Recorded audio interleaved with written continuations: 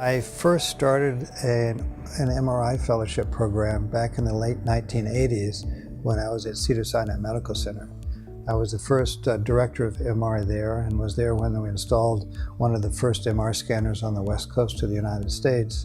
And before that, I had been working out in Pasadena with the first superconducting clinical MR scanner that was ever installed with the Caltech people. We started a fellowship at that time. It was primarily neuro. In the very early days, I and a radiologist mentor of mine by the name of Jerry Mink got very interested to see if we could apply magnetic resonance imaging not just in the neuro area but in the musculoskeletal area.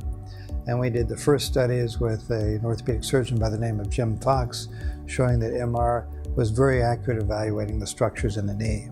And then we went on to write the first textbook on MRI of the knee at that particular time, and we've since written textbooks on all of the MRI throughout the body and throughout the rest of the musculoskeletal system.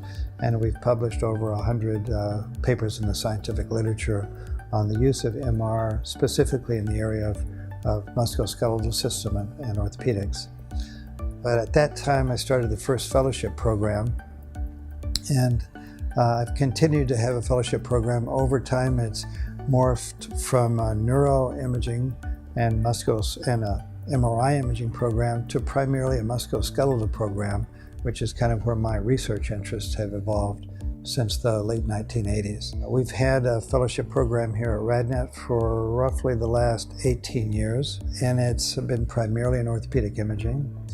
For most of that time, we've worked very closely with the oldest and largest sports medicine surgical fellowship program at Crues and Job. And most of our research over the last 15 years has been in conjunction with the sports medicine fellows at Crues and Job, where we've done a number of studies where we've looked at the value and the accuracy of MR and looking at sports medicine type injuries.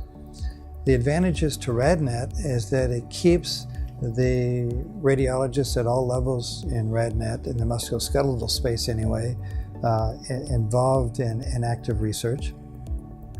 About half of our fellows who have graduated have stayed with RadNet, so it's given us a group of very highly trained musculoskeletal interested radiologists in our organization.